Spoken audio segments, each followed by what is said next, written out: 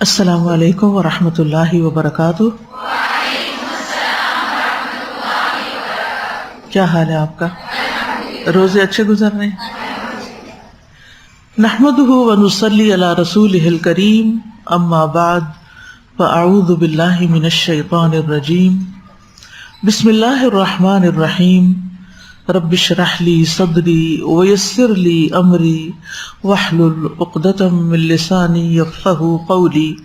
الحمد للہ لہ الکمال احمدہ سبحانہ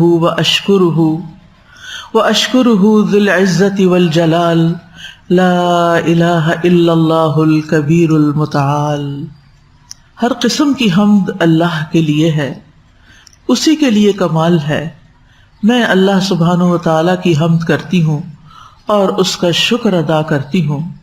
وہ عزت اور جلال والا ہے، اس کے سوا کوئی معبود برحق نہیں، وہ بڑا اور برتر ہے۔ نحن نقص عليك أحسن القصص بما أوحينا إليك هذا القرآن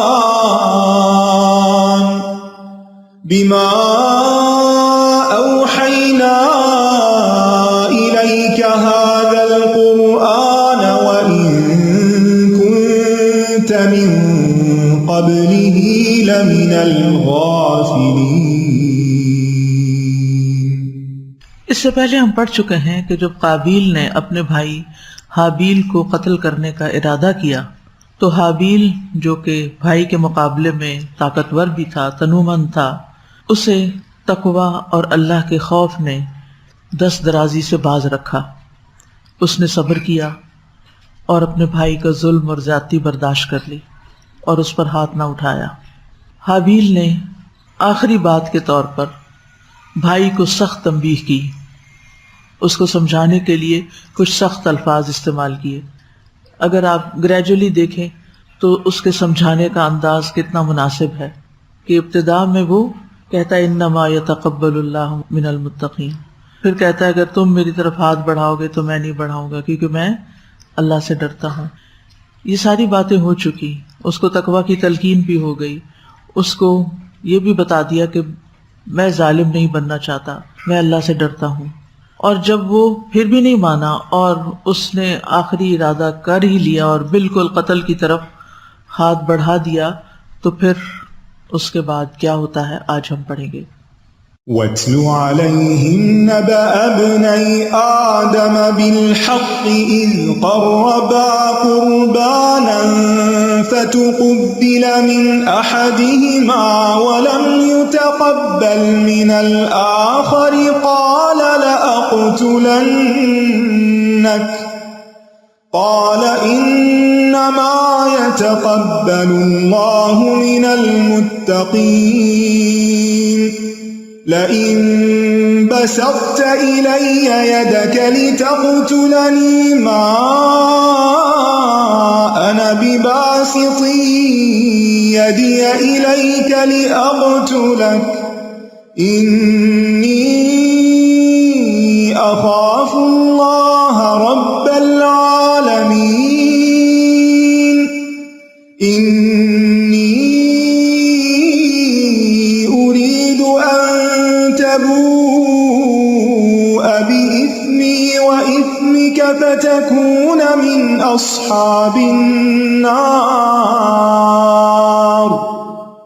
وذلك جزاء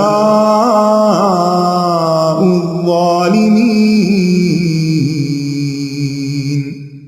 انی ارید ان تبوء باسمی و اسمک، بے شک میں تو چاہتا ہوں کہ تو میرے اور اپنے گناہ کے ساتھ پلٹے، پھر تو آگ والوں میں سے ہو جائے، اور ظالموں کا یہی بدلہ ہے۔ تو یہاں ہم دیکھ رہے ہیں کہ حابیل اپنے بھائی کو واعظ و نصیحت جاری رکھے ہوئے ہیں۔ جب پچھلی باتوں کا کچھ فائدہ نہ ہوا تو اس نے اس کو گناہ سے منع کیا اور اس کو آخرت کے عذاب سے ڈرایا، اور کہا کہ اگر تم نہیں مانتے تو پھر تو یہی ہوگا کہ تم میرے اور اپنے گناہ کے ساتھ قیامت کے دن آؤ گے اور پھر انجام جہنم ہوگا، اور ظالموں کا بدلہ تو ایسا ہی ہوتا ہے، یعنی گویا تمہارا یہ عمل اور یہ فعل ظلم ہوگا مجھ پر۔ تو یہاں پر حابیل تنبیہ کر رہے ہیں، ڈانٹ رہے ہیں. یہ جو کہا نا کہ انی اریدو، یہ ڈانٹ کا ایک انداز ہے، کیونکہ معصیت کا ارادہ نہیں کیا جاتا. یہ اسلوب کلام ہے. گناہ کا ارادہ نہیں کرتا مومن. متقی جان بوجھ کے غلطی نہیں کرتا. اس لیے اس جملے کو لٹرل میننگ میں نہیں لیں گے، بلکہ ایک تنبیہ اور ڈانٹ کے طور پر لیں گے، یا پھر تذکیر کے طور پر، یاد دہانی، سمجھانا. یہ بالکل ایسا ہی ہے جیسے اللہ تعالیٰ فرماتے ہیں فَمَن شَاءَ فَلْيُؤْمِنْ وَمَن شَاءَ فَلْيَكْفُرْ. جس کا جی چاہے ایمان لے آئے اور جس کا جی چاہے کفر اختیار کرے. اس کا کیا مطلب ہے کہ اللہ تعالیٰ ہم سے یہ چاہتے ہیں کہ ہم کفر اختیار کر لیں؟ نہیں، یہ ڈانٹ کا انداز ہے. اچھا نہیں مانتے تو پھر جو چاہو کرو. جب ایک ماں اپنے بچے کو ڈانٹتی ہے تو کیا کہتی ہے؟ جاؤ پھر جو جی چاہتا ہے کرو. تو اس کا مطلب ہے کہ وہ اس کو اجازت دے رہی ہے؟ نہیں، یہ اسلوب کلام ہوتا ہے. یعنی زبان جو ہوتی ہے وہ ہمیشہ لٹرل میننگ میں نہیں لی جاتی، ہر بات کو لفظی معنوں میں نہیں لیا جاتا، بلکہ اس سے کچھ اور مطلب بھی سمجھے جاتے ہیں جو کہ اس کانٹیکسٹ کا حصہ ہوتے ہیں. تو باتوں کو اس کے کانٹیکسٹ میں ہی سمجھنا چاہیے. یہاں پر یہ جملہ انی ارید ان تبوء باسمی و اسمک، یہ حابیل کی محبت اور خواہش کا ارادہ نہیں ہے. یعنی اس کی چاہت یہ نہیں تھی کہ بھائی جہنم میں جائے، نہ اس کی خواہش تھی، بلکہ اس کو ایک طرح سے دوسرے لفظوں میں ڈرایا جا رہا ہے کہ جب تم یہ کرو گے، ظلم کرو گے، تو پھر انجام ایسا ہی ہوگا. یعنی جب معاملے کا دار و مدار دو امور پر ہے، ایک یہ کہ میں قاتل بنوں، دوسرا یہ کہ تم مجھے قتل کر دو، تو میں اس بات کو پھر ترجیح دوں گا کہ تم مجھے قتل کر دو، تاکہ تم دونوں کے گناہوں کا بوجھ اٹھا کے واپس لوٹو آخرت کی طرف. تبوء کا لفظ جو نا با یبوء سے ہے. البوء کا مطلب ہوتا ہے لوٹ جانا، لازم ہو جانا. با الیہ کا مطلب ہوتا ہے وہ اس کی طرف چلا گیا. تو یہاں کدھر جانے کا مطلب ہے؟ یعنی آخرت کی طرف جانا، پلٹنا، انجام کار کی طرف پلٹنا. حابیل نے یہاں قتل نہ کرنے کی علت بیان کی ہے. یعنی میں جو تیری طرف ہاتھ بڑھانے سے انکار کر رہا ہوں تو میں اس لیے کہ میں قاتل بن کے جہنم میں نہیں جانا چاہتا. اگر تم نے کرنا ہی ہے تو پھر تم اس انجام کو جا پہنچو گے. اب یہ جو اسمی اور اسمک ہے، یعنی میرا گناہ اور تیرا گناہ، اس سے کیا مراد ہے؟ نمبر ایک، میرے قتل کا گناہ اور اپنے سارے گناہ جو زندگی میں تم نے کیے، یعنی میرے قتل سے پہلے جو تم نے گناہ کیے وہ ہے اسمک. اور اسمی کیا ہے؟ میرے قتل کا گناہ. یعنی اگر تم مجھے قتل کرو گے تو اپنے دوسرے گناہوں کے ساتھ میرے قتل اور خون ناحق کا سارا گناہ بھی اپنے سر لوگے. تو ایک معنی یہ ہو گیا. دوسرا معنی، میرا گناہ اور اپنا گناہ. میرا گناہ کون سا؟ اس صورت میں جب میں تمہیں قتل کرتا یا میرا تمہیں قتل کا ارادہ ہوتا، تو پھر تو چاہے وہ مقتول ہو تب بھی گناہ گار ہے نا، کیونکہ اس نے قتل کا ارادہ کیا. یعنی اگر میں تمہیں قتل کرنے کے درپے ہوتا تو پھر کیا ہوتا؟ مجھ پر گناہ لکھا جاتا. اور اسمک کا مطلب تمہارا مجھے قتل کرنے کا جو گناہ ہے. تو گویا حابیل نے یہ ارادہ کیا اور یہ کہا کہ میں تمہارے قتل پر حریص نہیں ہوں، لہذا وہ گناہ جو میرے حریص ہونے کی صورت میں مجھے ملتا، مجھے لاحق ہوتا، میں چاہتا ہوں کہ وہ بھی تمہارے اوپر ہی چلا جائے، تمہیں کو لاحق ہو جائے، کیونکہ صرف تم میرا قتل چاہتے ہو، میں تمہارا قتل نہیں چاہتا. جیسا کہ ایک حدیث میں آتا ہے، احنف بن قیس کا بیان ہے کہ میں اس شخص کی مدد کے لیے چلا، اشارہ ہے حضرت علی کی طرف. راستے میں مجھے ابو بکرہ رضی اللہ عنہ ملے. انہوں نے پوچھا کہاں کا ارادہ ہے؟ میں نے کہا میرا ارادہ اس شخص کی مدد کرنے کا ہے. نام نہیں لیا لیکن اشارتاً بات کی، انہیں بات سمجھ آ گئی. انہوں نے فرمایا واپس ہو جاؤ. میں نے رسول اللہ صلی اللہ علیہ وسلم کو یہ فرماتے ہوئے سنا ہے، جب دو مسلمان اپنی اپنی تلواریں لے کر آپس میں لڑ پڑیں تو قاتل اور مقتول دونوں جہنمی ہیں. میں نے عرض کیا اے اللہ کے رسول، یہ تو قاتل ہے، یعنی اس کا جہنمی ہونا تو سمجھ میں آتا ہے، لیکن مقتول کا کیا جرم ہے؟ آپ نے فرمایا اس کی خواہش بھی اپنے ساتھی کو قتل کرنے کی تھی. تو قتل کے ارادے کی وجہ سے بھی انسان گناہگار ہوتا ہے. چاہے وہ اپنے ارادے کی تکمیل کر سکے یا نہ کر سکے. یعنی کسی کو بھی قتل کرنے کی نہ خواہش ہونی چاہیے، نہ ارادہ ہونا چاہیے، اور نہ مذاق میں ایسے الفاظ بولنے چاہیے. کیونکہ بعض لوگ ہنسی مذاق میں کہہ دیتے ہیں I'll kill you، تم یہ کرو گے I'll kill you. نہیں بولیں. ہاں معلوم ہے کہ آپ کا ارادہ نہیں ہے، آپ صرف کہہ رہے ہیں، لیکن کچھ باتیں ایسی ہوتی ہیں کہ جو انسان کہتا رہتا اور کسی دن وہ ہو بھی جاتی ہیں. اور آج کل تو ویسے بھی آپ دیکھیں کہ بچے جو گیمز کھیلتے رہتے ہیں دن رات، اس میں قتل و غارت کتنی آسان چیز ہو گئی. اس کا خون بہاؤ، اس کو مارو، ادھر گولیاں برساؤ، خون گر رہا ہے، لوگ گرے پڑے ہیں. معصوم بچوں کے دل سخت ہو چکے ہیں یہ گیمز کے اندر خون دیکھ دیکھ کے. اس لیے پھر بڑے ہو کر اگر انہیں کوئی ایسا اقدام کرنا پڑے تو ان کے لیے کوئی مشکل چیز نہیں، کیونکہ وہ پہلے سے ہی سیکھ چکے ہیں، پہلے سے ہی دیکھ چکے ہیں یہ سب کچھ. تو اس طرح کی چیزیں جو انسان کو ایک بڑے نقصان سے دوچار کرنے والی ہیں، نہ ان کا ارادہ کرنا چاہیے اور نہ ہی عملی طور پر اس طرف قدم اٹھانا چاہیے. یہ کیوں کہا گیا لا تقربوا الزنا؟ کیوں کہا گیا؟ نہ ارادہ کرو، نہ اس رستے پہ جاؤ، نہ کوئی ایسا کام کرو کہ اس مصیبت میں پڑ جاؤ. کیوں کہا گیا کہ جس ٹیبل پر شراب ہو وہاں کھانا نہ کھاؤ؟ کیوں کہا گیا؟ سوچیں نا، غور کریں، آپ کے ذہن میں کیا بات آتی؟ یعنی جس دسترخوان پہ شراب ہو وہاں ہمیں کھانا کھانے سے منع کیا گیا ہے. کیوں؟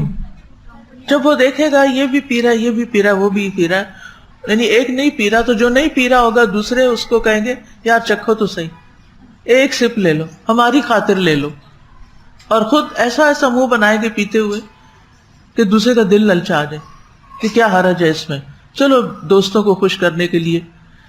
تو روکا گیا. یعنی وہاں بیٹھو ہی مت. کیا خیال ہے جو دوست سگریٹ پیتے ہوں ان کا دھواں جا کے سونگھنا چاہیے، انہیں دوست بنانا چاہیے، ان کے پاس بیٹھنا چاہیے، ان کی کمپنی اختیار کرنی چاہیے. جو ڈرگز لیتے ہوں ان کو دوست بنانا چاہیے. آپ اپنے بچوں کو سمجھائیں گے کہ بیٹا اچھے دوست بناؤ، جو بچے یہ کام کرتے ہیں ان کے ساتھ دوستی نہیں ہوگی، یہ میں نہیں برداشت کروں گی. کیونکہ انسان پیسو اسموکر بن جاتا ہے، پھر اس دھوئیں کا عادی ہو جاتا ہے، پھر دوست آفر کرتا ہے تو دوست کی خاطر سگریٹ اٹھا لیتا ہے، اور یوں وہ کہاں تک نتیجہ پہنچتا ہے، پھر کتنی پینے لگتا ہے. کچھ لوگ ہوتے ہیں چین اسموکرز بن جاتے ہیں، یہ بھی تو ایک طرح کا نشہ ہے نا. اسی طرح جو ڈرگز ہیں اس میں بھی آپ دیکھیں، ایک دوست دوسرے کو کہتا ہے میں بہت ٹینس ہوں امتحان کی وجہ سے، بہت پریشر ہے مجھ پہ اسٹڈیز کا، کسی بھی چیز کی وہ جو اپنا آ کے دکھ بتاتا ہے، دوستوں سے شیئر کرتے ہیں نا، تو کہے گا یار دیکھو ایک چھوٹا سا بس لے لو، دیکھو تو کتنے ہائی ہو جاؤ گے، تمہارے سارے غم بھول جائیں گے تم. وہ کہتا ہے اچھا اتنے جو میں پریشر میں ہوں کیوں نہ میں تھوڑا سا چکھ ہی لوں. اور بس یہاں سے پھر ایک دفعہ چکھا تو گیا اور نشہ کتنا عام ہو چکا ہے. اور پھر آپ دیکھیں کہ کہاں تک انسان پہنچتا ہے. پھر بچے کئی دفعہ ریہیب میں جاتے ہیں. اتنی ول پاور کم ہی بچوں کی ہوتی ہے کہ جس سے وہ اپنے ارادے سے پھر اس سے باہر نکلیں. اچھا اسی طرح چوری ہے، چوری کا بھی پہلے انسان ارادہ کرتا ہے. اب اگر ارادہ کر رہا ہے، موقع نہیں مل رہا تو اس پر بھی گناہ ہوگا، اور اگر کر لیتا ہے پھر تو پکڑی پکڑ ہے، اور پکڑا جاتا ہے تو پھر ہاتھ کٹ گیا. دنیا میں نہیں کٹتا تو آخرت میں پکڑ ہوگی. تو آپ سوچئے کہ ہمیں اپنے ایمان کو بچانے کے لیے اپنے آپ کو فتنے میں نہیں ڈالنا چاہیے، برے ماحول سے نکلنا چاہیے، برائیوں کے قریب نہیں جانا چاہیے. دوسروں کو دیکھ کر تجربہ کرنے کے لیے کہ چلو میں ذرا ٹرائی تو کرتی ہوں، بھلا دیکھیں کیا فیل ہوتا ہے. جو اس دن کوئی قصہ سنا رہا تھا کسی بچی کا کہ میں ایک سیمسٹر کے لیے ایتھیسٹ بن کے رہتی ہوں، بھلا دیکھتی ہوں کہ ایتھیسٹ کیسے سوچتے ہیں، کیسے فیل کرتے ہیں، اور اسی میں ڈیتھ ہو گئی. ہمیں نہیں پتا کہ ہم اگر کسی بری کمپنی میں جا رہے ہیں، غلط جگہ پر جا رہے ہیں اور وہاں بیٹھ رہے ہیں، کچھ پتہ نہیں کہ زلزلے کا جھٹکا آئے اور وہیں ختم، کچھ بھی ہو سکتا ہے. اسی لیے ہمیں کہا گیا نا کہ جس مجلس میں دین کا مذاق اڑایا جا رہا ہو، اللہ اور اس کے رسول کا مذاق اڑایا جا رہا ہو، تو پھر کیا کروں؟ وہاں مت بیٹھو. جب یاد آ جائے کہ اوہ میں غلط جگہ بیٹھ گیا، وہاں سے اٹھ جاؤ. ہاں اگر وہ کوئی اور بات کرے تو پھر دوبارہ وہاں جا سکتے ہو. ہمیشہ اپنے ایمان کی فکر کریں، نیک لوگوں کے ساتھ تعلق بڑھائیں، تو دنیا میں بھی فائدہ ہوگا، مخلص لوگ ملیں گے آپ کو، اور آخرت میں بھی فائدہ ہوگا، مرنے کے بعد بھی فائدہ ہوگا. باقی لوگ بھول جاتے ہیں اللہ کے نام پر کی ہوئی دوستی، اللہ کی خاطر ہونے والی محبت وہ نہیں ختم ہوتی، نہ وہ دنیا میں نہ وہ آخرت میں. دوسرے لوگ تو وہاں جا کے دشمن بن جائیں گے، لیکن جن سے ہم اللہ کی خاطر محبت کرتے ہیں اور ہماری محبت سنسیئر ہے، خالص اللہ کے لیے، کوئی لالچ نہیں، کوئی غرض نہیں اس میں، تو وہاں کیا ہوگا؟ وہ مرنے کے بعد کیا کریں گے؟ بھول جائیں گے؟ نہیں، وہ نہیں بھولیں گے، وہ یاد کریں گے، وہ کرتے رہیں گے، وہ آپ کے لیے دعائیں کرتے رہیں گے، آپ ان کی دعاؤں میں ہوں گے. اور قیامت کے دن ایسے دوست عرش کے سائے تلے اکٹھے ہوں گے. اور دنیا میں فائدہ کیا ہے کہ ان کی نیکی کو دیکھ کر آپ کو نیکی کا خیال آئے گا.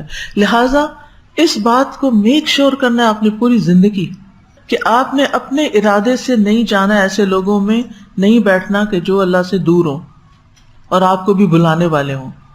لیکن اگر آپ کی مثلاً شادی کسی ایسے گھر میں ہو گئی ہے کہ آپ نمازی ہیں، آپ روزہ دار ہیں، اس گھر میں نہ کوئی نماز پڑھتا نہ کوئی روزہ رکھتا ہے، پھر اب کیا کریں گی؟ بعض اوقات ایسا ہوتا ہے کہ ہسبینڈ دینی ہو جاتے ہیں، وہ لڑکی دیندار لے آتے ہیں، لیکن گھر پورے کا پورا کسی اور رخ پہ چل رہا ہوتا ہے. اب ظاہر ہے رشتہ دار ہیں، ماں باپ سے بھی ملیں گے، بہن بھائیوں سے بھی، زندگی مشکل ہو جاتی. ایسے میں کیا کرنا ہے؟ کیا حل ہے؟ آپ مجھے کوئی بتائے گا آپ میں سے پھر کیا کرنا ہے؟ ٹھیک ہے، آپ کو بائی چوائس نیک ماحول گھر میں نہیں ملا، لیکن اب آپ اپنا سرکل بنائیں گے، انتظار نہیں کریں گے کوئی آپ کے پاس پہنچے، آپ ان کی طرف جائیں گے، ان سے ملیں گے، ان کے بیچ میں بیٹھیں گے، آپ ان سے دین سیکھیں گے، سکھائیں گے، یا کسی کو سکھائیں گے یا کسی سے سیکھیں گے. اور ایمان والوں کے ساتھ وَاصْبِرْ نَفْسَكَ مَعَ الَّذِينَ يَدْعُونَ رَبَّهُمْ بِالْغَدَاةِ وَالْعَشِيِّ يُرِيدُونَ وَجْهَهُ وَلَا تَعْدُ عَيْنَاكَ عَنْهُمْ تُرِيدُ زِينَةَ الْحَيَاةِ الدُّنْيَا. جب ہم دنیا کی محبت میں گرفتار ہو جاتے ہیں نا، پھر ہم دین والوں سے دور ہوتے ہیں، کیونکہ دین والے دین کی باتیں کریں گے، وہ تو ہمیں دنیا میں بہت آگے بڑھنے کے بارے میں بہت مشورے نہیں دے سکتے. ٹھیک ہے، وہ آپ کسی اور سے لے لیں جو آپ اپنی زندگی کو بہتر طرح گزار سکیں، لیکن دین دنیا سے بھی زیادہ امپورٹنٹ ہے. یہ یاد رکھیے، دین دنیا سے زیادہ امپورٹنٹ. دنیا نے ختم ہو جانا ہے، دین ساتھ جانا ہے. اس لیے اس پہ کمپرومائز نہیں کرنا کہ اچھا گھر میں اور کوئی نہیں اٹھتا تو میں کہاں اٹھوں، یہ بھی تو انسان ہے نا، جہاں یہ جائیں گے میں بھی ساتھ جاؤں گا، ایسے ہی. بلکہ ان کی ہدایت کی دعا کریں، آپ اچھا رول ماڈل بنیں، آپ ان سے محبت کریں، آپ ان سے تعلق قائم کریں، آپ ان کو دین کی طرف لائیں، اور آپ ان کے لیے خیر و برکت کا باعث بن جائیں، آپ خیر کی کنجیاں بن جائیں، آپ اس گھرانے میں بابرکت ہوں. وجعلنی مبارکن اینما کنتو، اینما کنتو، جہاں کہیں میں ہوں بابرکت بن جاؤں، میری ذات سے لوگوں کو فائدہ پہنچے. کل ہم نے کیا پڑھا تھا؟ اگر آپ کسی کو فائدہ نہیں پہنچا سکتے تو نقصان. آپ نقصان کیسے پہنچائیں گے؟ دین پڑھ کے اور پھر لگ گئے دنیا کے پیچھے اور دوسروں کے لیے بری مثال بن گئے کہ یہ بھی تو دین پڑھی ہوئی نا، یہ بھی تو یہ غلط کام کر رہی ہے، چلو ہم بھی کرتے ہیں. تو بہرحال ایمان سب سے قیمتی چیز ہے، اور ایمان عمل صالح کے ساتھ ہوتا ہے، اور عمل صالح صحبت صالح کے ساتھ ہوتی ہے. صحبت صالح بہت ضروری ہے. اپنے گھروں کے ماحول کو تبدیل کرنے کی کوشش کریں، نہیں ہوتا تو اپنا ماحول تبدیل کریں، لیکن یہ حل نہیں کہ میں اس گھر میں رہنا ہی نہیں چاہتی، میں تو بس طلاق لے رہی ہوں اور میں تو جا رہی ہوں. بہت سے لوگ یہ سمجھتے ہیں کہ صرف طلاق لینا مسائل کا حل ہے، وہ حل نہیں ہے، اور بھی حل ہوتے ہیں. نمبر 3، اس آیت کا مطلب کیا؟ انی ارید ان تبوء باسمی و اسمک، کہ قیامت کے دن میرے گناہ تمہیں دے دیے جائیں. قیامت کے دن میرے گناہ تمہیں دے دیے جائیں، یعنی جب تم مجھ پر ظلم و زیادتی کرو گے تو پھر کیا ہوگا؟ قیامت کے دن تمہاری نیکیاں کس کو مل جائیں گی؟ مجھے مل جائیں گی، اور میرے گناہ کس کو مل جائیں گے؟ تمہیں مل جائیں گے. ایسے ہی ہوتا ہے نا. اس کی دلیل یاد ہے وہ حدیث جس میں آتا ہے کہ جب ظالم کی نیکیاں ختم ہو جائیں گی تو مظلوم کے گناہ لے کر ظالم کے سر پہ ڈال دیے جائیں گے، اور وہ مظلوم کے گناہوں کی سزا بھی بھگتے گا.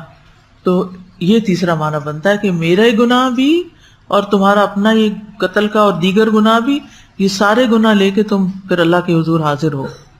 یعنی میں مظلوم رہنا چاہتا ہوں، ظالم نہیں بننا چاہتا. سلمان رضی اللہ عنہ سے روایت ہے کہ رسول اللہ صلی اللہ علیہ وسلم نے فرمایا قیامت کے دن ایسا آدمی آئے گا جسے یہ امید ہوگی کہ وہ اپنی نیکیوں کے بلبوتے پر نجات پا جائے گا. اچھا ایک بات یہاں یہ بھی واضح کر، ایک دن مجھ سے کسی نے کہا کہ میں چاہتی ہوں اللہ تعالیٰ مجھے میری اس نیکی کے بدلے جنت دے دے. میں تو ہکا بکا رہ گئی، نیکیوں کے بدلے کب سے جنت ملنے لگی ہے؟ آپ قطعاً نہیں یہ کہہ سکتے میں قرآن اس لیے حفظ کرنا چاہتی ہوں کہ اس کے بدلے مجھے جنت مل جائے. جنت صرف اللہ کی رحمت سے ملتی ہے. ہمارے نیک اعمال رحمت کا باعث بنتے ہیں. ٹھیک ہے. ایک راہب تھا 500 سال، ایک واقعہ پڑھا تھا میں نے، 500 سال تک جنگلوں میں عبادت کرتا رہا.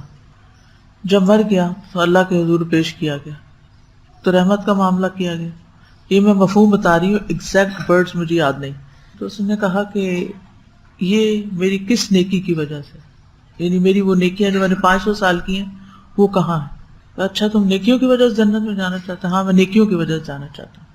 تو ایک نعمت کے بدلے وہ ساری نیکیاں ختم ہو گئی اور کہا اب جاؤ جہنم میں. ہم ساری زندگی سجدے میں پڑے رہے نا تو ہم کلیم نہیں کر سکتے کہ ہم جنت میں جا سکتے ہیں. اسی لیے تقویٰ کیا ہے؟ ڈر لگا رہے اندر کہ اللہ قبول کر لینا جو بھی کر رہے ہیں، تو رحم کر دینا. اس سے انسان کے اندر کبھی نیکی کا غرور نہیں آتا. کچھ بھی کر لے کہ اللہ میں گناہ گار ہوں، میں تو صرف تیری رحمت کی امیدوار ہوں، میں جو کچھ بھی کر رہی ہوں تجھے راضی کرنے کے لیے کر رہی ہوں اور تو مجھ سے راضی ہو جائے. تو کبھی یہ نہ کہیں میں نے اتنا صدقہ کر لیا، میں نے اتنے حج کر لیے، میں نے اب تو بس بات پکی ہو گئی. ٹھیک ہے ہم امید رکھتے ہیں نرجو رحمتک، لیکن ساتھ ہی کیا ہے ونخشى عذابک، ہم تیرے عذاب سے بھی ڈرتے ہیں اور یہ ڈر ہونا چاہیے. ہمیں نہیں پتا ہماری نیتیں کیسی ہیں، ہمیں نہیں پتا ہماری عبادتیں کیسی ہیں. آج کل جب میں گزرتی ہوں نا یہ نماز صحیح کرنے کا مجھے خیال بھی کہاں سے آیا، سنت جب آپ لوگ پڑھ رہے ہوتے ہیں نا تو میں ایک نظر ڈال رہی ہوتی ہوں یہ کیا ہو رہا ہے، ہاتھ کہاں رکھے ہوئے ہیں، تکبیر تحریمہ کیسے کہی جا رہی ہے، پائنچے کہاں تک ہیں، دیکھ کہاں رہے ہیں. یہ چھوٹی چھوٹی چیزیں ہم نے پڑھی بھی ہوتی ہیں لیکن ہمیں یاد ہی نہیں ہوتی. پڑھ کے بھی ہم ان کا اہتمام نہیں کرتے، ہم اہتمام نہیں کرتے. ہم اللہ کے حضور کھڑے ہیں اور ہم نے جو چیزیں ہمیں بتائی گئی نا وہ ساری کی ساری فالو کریں. لوگ کہتے ہیں اتنی کیا ریجیڈیٹی، اتنا باریک دوپٹہ لینے پہ اللہ تعالیٰ پکڑ لے گا، کیا فرق پڑتا ہے. لہٰذا وہ ٹھاٹ سے اپنی مرضی سے لیتے ہیں اور آدھے بال ننگے کرتے ہیں اور نماز پڑھتے ہیں. ایسے تھوڑی ہم اللہ تعالیٰ کو جج کر رہے ہیں کہ وہ کیا کرے گا اور کیا نہیں کرے گا. ہماری مجال ہرگز نہیں. اس نے بتا دیا کہ مجھے کیا چاہیے، مجھے کیسا چاہیے اور ویسا کر کے جانا ہوگا. اور اگر نہیں کر پا رہے کسی بھی وجہ سے تو ڈرتے رہنا چاہیے، توبہ استغفار کرتے رہنا چاہیے. سلام پھیرتے ہی ہم کیا کہتے ہیں؟ اللہ اکبر، استغفر اللہ، استغفر اللہ. اللہ سب سے بڑا ہے. میں نے نماز پڑھی ہے، میرے دل میں کوئی بڑائی نہ آئے، میں نہیں بڑی، اللہ سب سے بڑا ہے. اور پھر اللہ مجھے بخش دے، استغفر اللہ، استغفر. غفارہ کا مطلب تو ڈھانپ دینا، یا اللہ یہ جیسی ٹوٹی پھوٹی کی ہے نا اللہ بس تو ہمارے گناہوں پہ پردے ہی رکھنا، ہم اس قابل نہیں. تو یہ احساس رہنا چاہیے انسان کو، نیکی کا کبھی بھی تکبر نہیں ہونا چاہیے. اسی لیے صحابہ کو جنت کی خوشخبریاں بھی مل گئیں، پھر بھی انہوں نے اپنے اعمال کو بڑا نہیں سمجھا، یعنی اپنے اعمال کی وجہ سے یہ نہیں سمجھا کہ اس وجہ سے ہم جا رہے ہیں. تو بہرحال اس کا کہنا کیا تھا کہ میرے کچھ گناہ ہیں، وہ اپنے گناہوں کا اعتراف بھی کرے. اسمی و اسمک، اور تم یہ جو قتل کرنے جا رہے تمہارا بھی یہ گناہ ہے. تو اب میرے کچھ گناہ ہیں، میری کچھ معصیتیں ہیں، جب تم مجھے قتل کرو گے تو قیامت کے دن وہ گناہ تم اٹھاؤ گے، سارے یہ سارے تمہارے گلے پڑ جائیں گے. سورۃ العنکبوت میں آتا ہے وَلَيَحْمِلُنَّ أَثْقَالَهُمْ وَأَثْقَالًا مَعَ أَثْقَالِهِمْ، اور یقیناً وہ ضرور اپنے گناہوں کا بوجھ بھی اٹھائیں گے اور اپنے بوجھوں کے ساتھ کئی بوجھ اور. وَأَثْقَال، ثقل نہیں، اثقال جمع کا صیغہ ہے، اور بھی بوجھ اپنے بوجھوں کے ساتھ اٹھائیں گے، یعنی اوروں کے بوجھ بھی اٹھائیں گے سر پہ. چوتھا معنی یہاں لا محذوف ہے. محذوف کا کیا معنی ہوتا ہے؟ غیر موجود ہے، حذف ہو گیا. آخری نصیحت کے طور پہ کہتا ہے انی اریدو ان لا تبوء باسمی و اسمک. سمجھ آئی؟ اس میں لا چھپا ہوا ہے، لا حذف ہو گیا. اصل میں عبارت میں لا تھا، ایسا بھی اسلوب میں ہوتا ہے زبان کے. ٹھیک ہے، جیسے قرآن مجید میں آتا ہے، اس کی مثال ہے سورۃ لقمان کی آیت وَأَلْقَى فِي الْأَرْضِ رَوَاسِيَ أَن تَمِيدَ بِكُمْ، یعنی ان لا تمید بکم. اور یہ ایکسپریشن بہت جگہ آتا ہے. پچھلے کچھ عرصے سے میں مسلسل ترجمے کا کام کر رہی تھی کہ جب میں کینیڈا میں تھی الحمدللہ، تو اس میں اس طرح کی بہت سی چیزیں عبارت کے اندر آتی ہیں جس میں پھر ترجمہ سوچ سمجھ کے کیا جاتا ہے کہ یہاں کیا معنی کرنا ہے، لا کے ساتھ کرنا ہے یا لا کے بغیر کرنا ہے، نہیں لکھنا ہے یا نہیں لکھنا۔ تو امام رازی کہتے ہیں کہ انسان کے لیے جائز نہیں کہ وہ اپنی ذات سے ارادہ کرے کہ وہ اللہ کی نافرمانی کرے گا، اسی طرح اس کے لیے یہ بھی جائز نہیں کہ وہ کسی اور کے بارے میں ارادہ کرے کہ وہ اللہ کی نافرمانی کرے۔ یعنی وہ کہتے ہیں کہ حابیل نے یہ نہیں کہا کہ میں چاہتا ہوں، یعنی تمہارے لیے یہ ارادہ رکھتا ہوں کہ تم یہ ارادہ کرو کہ مجھے قتل کر دو، نہیں، انہوں نے یہ نہیں کہا۔ اور پھر وہ کہتے ہیں کہ پھر حابیل نے یہ کیوں کہا انی ارید ان تبوء باسمی و اسمک، یعنی ایک مسلمان یہ ارادہ کس طرح کر سکتا ہے کہ اس کا بھائی گناہ گار ہو جائے، دوزخ میں داخل ہو جائے؟ تو اس کا جواب یہی ہے کہ قابیل کا قتل کرنے کا پختہ ارادہ ہونے پر حابیل نے یہ بات کی، اور حابیل نے یہ اس وقت کہا جب قابیل اس کی طرف قتل کے لیے اپنا ہاتھ بڑھا چکا تھا، اور پھر اس میں یہ تھا کہ وہ نہیں چاہتا تھا اور اس کو وہ نصیحت کر رہا تھا، آخری نصیحت کے طور پر وہ اس سے یہ بات کہہ رہا تھا۔ تو بہرحال جب حابیل نے اس کو واعظ و نصیحت کر دی تو اس سے کہا کہ اگر تم اس نصیحت اور خیرخواہی کے سبب اس کبیرہ گناہ سے باز نہیں آؤ گے اور میرے قتل کے لیے گھات لگا کے بیٹھ جاؤ گے اور میں تمہیں قتل سے روک نہیں سکوں گا، تو اس وقت میں اس قابل نہیں ہوں گا کہ میں تمہیں روک سکوں، تو پھر اگر تم نے ایسا کیا تو یہ کبیرہ گناہ ہوگا اور یہ آگ میں جانے کا سبب بنے گا، تو میں چاہتا ہوں کہ یہ گناہ نہ تمہارے حصے میں آئے نہ میرے حصے میں آئے۔ ایک اور معنی یہ کیا گیا ہے کہ مظلوم شخص کو بد دعا کی اجازت ہے۔ اب آپ دیکھیے قرآن پہ کیسے کیسے تدبر ہوتا ہے، علماء کہاں کہاں سے بات لے کر آتے ہیں۔ یہ میری اپنی باتیں نہیں، یہ میری تفسیر نہیں ہے، یہ تو مختلف لوگوں نے جس طرح اس کو سمجھا ہے اس کے مطابق آپ کو بتا رہی، کیونکہ یہ سوال ہمیشہ میرے ذہن میں بہت اٹھتا تھا کہ یہ کیسے ہو سکتا ہے کہ ایک مسلمان دوسرے کے لیے یہ کہے کہ میں چاہتا ہوں کہ تم جہنم میں جاؤ۔ ایسے تو نہیں کہتے نا، چاہے ڈانٹ کے بھی کہیں، ڈانٹ کے ہم اردو میں کہتے ہیں جاؤ، کہتے ہیں نا جاؤ جہنم میں، تو اس کا کیا مطلب ہوتا ہے کہ آپ چاہتے ہیں کہ وہ جہنم میں جائے؟ آپ ڈانٹ رہے ہوتے ہیں، یا کسی کے بارے میں کہہ دیتے جائے جہنم میں، نہیں مانتا تو نہ مانے۔ اور اس سے مراد یہ بھی ہو سکتا ہے کہ آخرت کا نہیں دنیا کا جہنم ہو، دنیا میں زندگی مشکل۔ تو یہاں پر علماء کہتے ہیں کہ مظلوم شخص کو بد دعا کی بھی اجازت ہے اگر حابیل نے یہ کہا بھی اصلی معنوں میں کہ میں چاہتا ہوں کہ تم جاؤ پھر جہنم میں، تو یہ اس اعتبار سے جائز ہے کہ جو مظلوم ہوتا ہے وہ ظالم کو ظلم سے روکنے کے لیے بد دعا دے سکتا ہے، یہ ظالم کے ظلم پر اس کو بد دعا دے کے بدلہ لے سکتا ہے۔ ایک بات یہ بھی کی گئی کہ یہاں حقیقی ارادہ مراد نہیں، یعنی حابیل بتدریج بھائی کو نصیحت کر رہا ہے تاکہ قابیل نے قتل کا جو پختہ ارادہ کیا ہوا تھا وہ اس کو اس سے پھیر دے، اس کو ہٹانے کے لیے، یعنی اسے ایک طرح سے تقوی اختیار کرنے کی تلقین کر رہا تھا۔ ابتدا میں اس نے کہا کہ میں نے تجھ سے نہ ہی بدسلوکی کی ہے، نہ ہی تمہارے بارے میں گناہ یا جرم کا ارادہ کیا ہے، یہاں تک کہ تم نے میرے قتل کا ارادہ کر لیا۔ پھر اس نے یہ بتایا کہ اللہ متقیوں کا عمل قبول کرتا ہے، اور پھر اخوت کا رشتہ جو تھا، بھائی ہونے کا رشتہ جو تھا، اس کے تقاضے کی طرف رہنمائی کی، اللہ کا خوف دلایا، قتل کے جرم کی سزا بتائی کہ قتل کی سزا جہنم ہے۔ اس سے یہ پتہ چلتا ہے کہ حضرت آدم کے دور سے سب کو یہ پتہ ہے، ان کو یہ بتایا گیا تھا، تبھی تو حابیل کے پاس یہ علم تھا۔ یعنی میں سوچتی ہوں جو علم حابیل کے پاس تھا، حالانکہ وہ ابتدائی دور کا انسان تھا، یعنی اس وقت ابھی دنیا میں انسان آئے ہی تھے، تو پھر یہ کس طرح لوگ کہتے ہیں کہ انسان پہلے غاروں میں رہتا تھا اور وہ بالکل جاہل تھا اور اس کو کچھ پتہ نہیں تھا، اور وہ جو نیٹیوز تھے اور پتہ نہیں کون کون لا علم لوگ تھے۔ انسانیت کی ابتدا علم کے ساتھ ہوئی ہے، انسانوں کو شروع سے علم دیا گیا ہے۔ علم آدم الاسماء کلھا، پھر فَإِمَّا يَأْتِيَنَّكُم مِّنِّي هُدًى فَمَن تَبِعَ هُدَايَ، اور پھر اس ہدایت کو آدم علیہ السلام نے اپنے بچوں کو ٹرانسفر کیا۔ اسی لیے آپ حابیل کی ساری بات کو دیکھیں تو پیورلی ایک دینی نصیحت ہے اس کی، مختلف انداز میں، اور بڑی حکمت والی، جو ایک تعلق کی بنیاد پر ہے۔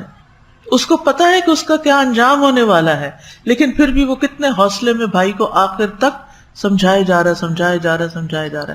اس کو کہتے ہیں مومنانہ خیرخواہی۔ فتکون من اصحاب النار، یعنی اگر مسلمان گناہگار ہے تو آگ میں جائے گا اگر توبہ کے بغیر مر گیا، اور اتنا عرصہ جہنم میں رہے گا جتنا اس کا گناہ ہوگا، جتنا بڑا گناہ ہوگا۔ یہ تو پھر اللہ ہی کو پتا نا کہ کس گناہ کی کتنی کوانٹٹی پہ کتنا عرصہ اس کو جہنم میں رکھنا ہے، ہم نہیں جانتے۔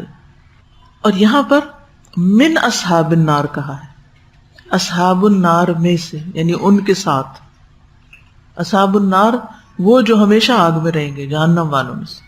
اس سے یہ پتہ چلتا ہے کہ قتل آگ میں داخلے کا سبب ہے، یعنی جو شخص کسی مومن کو جان بوجھ کر قتل کرے، جیسے کہ سورۃ النساء میں آتا ہے وَمَن يَقْتُلْ مُؤْمِنًا مُتَعَمِّدًا فَجَزَاؤُهُ جَهَنَّمُ خَالِدًا فِيهَا وَغَضِبَ اللَّهُ عَلَيْهِ وَلَعَنَهُ وَأَعَدَّ لَهُ عَذَابًا عَظِيمًا۔ اللہ اکبر، استغفر اللہ۔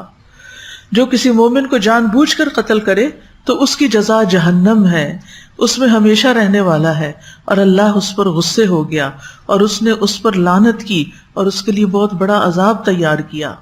تو اس آیت کی روشنی میں تو آپ دیکھیے کہ جہنم میں ہمیشگی بتائی جا رہی ہے، اور اللہ کی ناراضگی اور لعنت اور بہت بڑا عذاب۔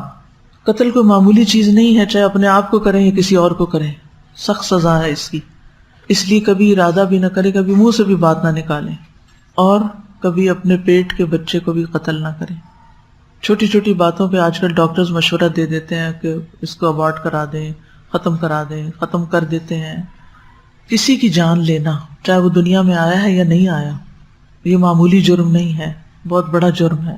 انسان دنیا کے تھوڑے سے آرام کے لیے، تھوڑے سے فائدے کے لیے، اچھا بعض اوقات کیوں لوگ ابارٹ کرا دیتے ہیں پتہ ہے آپ کو؟ آج کل چونکہ اسکیننگ سے یہ پتہ چل جاتا ہے نا کہ بچے کے اندر کوئی بیماری ہے۔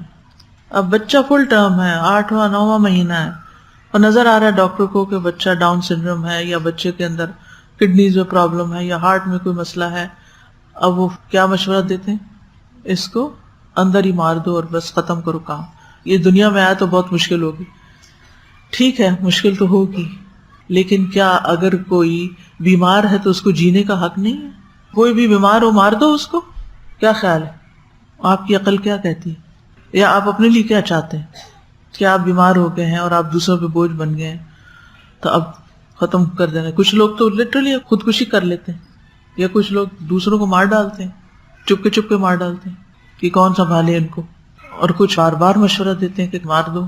پچھلے دنوں مجھ سے کسی نے مشورہ کیا کہ وہ بچی بیمار ہے کافی، وینٹیلیٹر پہ کچھ عرصے سے، تو وہ کہتے ہیں کہ اس کو مارفین دے کے سلا دیتے ہیں، سوتے سوتے وہ وینٹیلیٹر اتار دیتے ہیں، بس ختم ہو جائے گا، قصہ ختم ہو جائے گا۔ آخری حد تک جان بچانے کی کوشش کریں۔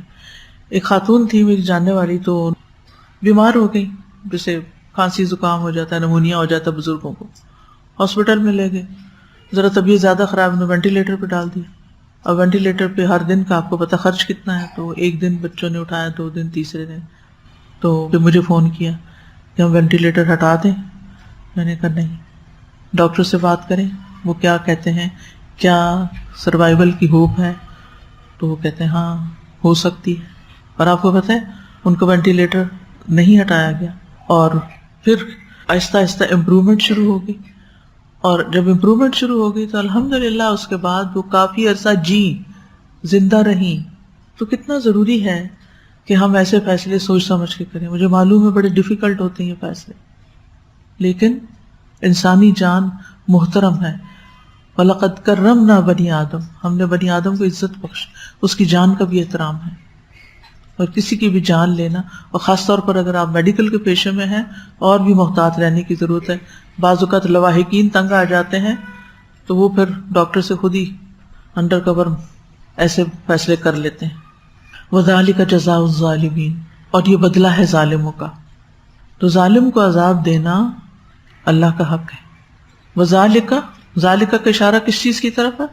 یعنی تیرا جہنمیوں میں سے ہونا جزاء الظالمین، ظالموں کی جزا ہے، یعنی ہر ظالم کو عذاب ملتا ہے تو تمہیں بھی عذاب ملے گا۔ یعنی اگر ظلم بڑا ہوگا تو پھر انسان جہنمیوں میں سے ہوگا اور اس میں ہمیشہ رہے گا، اور اگر ہمیشہ کے لیے نہیں تو بھی لمبے عرصے تک، جب تک اللہ چاہے۔ ابو ذر رضی اللہ عنہ کہتے ہیں مجھے رسول اللہ صلی اللہ علیہ وسلم نے فرمایا اے ابو ذر، میں نے کہا میں حاضر ہوں اے اللہ کے رسول، میں حاضر ہوں، اور پھر حدیث بیان کی، اس میں ہے تیرا کیا حال ہوگا جب لوگ مریں گے اور گھر ایک غلام کی قیمت میں ملے گا؟ میں نے عرض کیا اللہ اور اس کا رسول بہتر جانتے ہیں، یا کہا جو اللہ اور اس کا رسول میرے لیے پسند فرمائیں۔ آپ نے فرمایا صبر کرنا۔ پھر مجھ سے فرمایا ابو ذر، میں نے کہا میں حاضر ہوں۔ آپ نے فرمایا تیرا کیا حال ہوگا جب مقام احجار زیت خون میں ڈوب جائے گا؟ میں نے کہا جو اللہ اور اس کا رسول میرے لیے پسند فرمائیں۔ آپ نے فرمایا وہیں چلے جانا جہاں کہ تم ہو، یعنی جس علاقے سے آئے ہو واپس چلے جانا۔ میں نے عرض کیا اللہ کے رسول، کیا میں اپنی تلوار لے کر اپنے کندھے پہ نہ رکھ لوں؟ آپ نے فرمایا تب تو تم انہی لوگوں میں شریک ہو جاؤ گے، یعنی جو قاتل ہیں۔ میں نے عرض کیا آپ مجھے کیا حکم دیتے ہیں؟ فرمایا اپنے گھر میں رہنا۔ میں نے کہا اگر کوئی میرے گھر میں گھس آئے؟ فرمایا اگر تجھے اندیشہ ہو کہ تلوار کی چمک سے تم سہم جاؤ گے تو اپنے چہرے پر کپڑا ڈال لینا، وہ تمہارے اور اپنے گناہ سمیٹ لے گا، یعنی قاتل، پھر بھی تمہیں قتل کر دے گا تو تمہارے اور اپنے گناہ سمیٹ کے چلا جائے گا۔